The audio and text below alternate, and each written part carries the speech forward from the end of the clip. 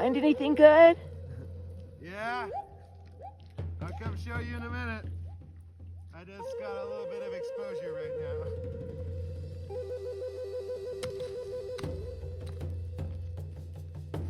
now.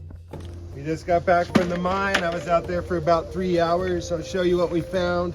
I like to classify my material, keep the smaller, more fragile stuff in a small container.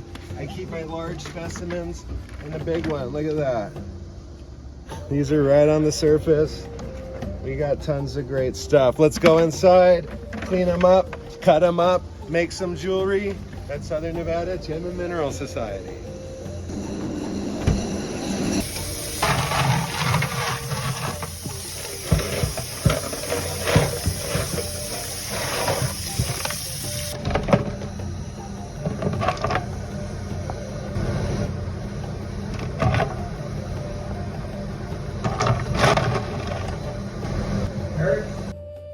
Including some soldering tips, and we want to make sure that our seams are nice and tight and that our metal is completely clean.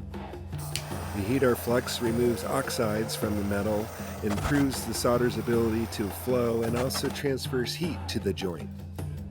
Next, we want to evenly place our solder next to the bezel onto the backplate.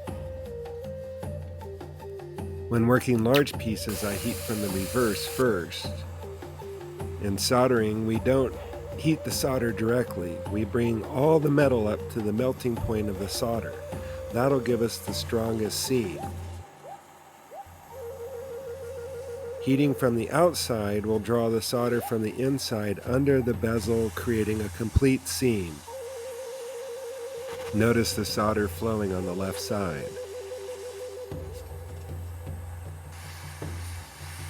Last, we quench our metal in the pickle, and it's ready to set the stone. We just use our bezel pusher and roll the bezel over the rounded part of the stone to capture it. I demonstrate different jewelry making skills from mine to maker. Each reel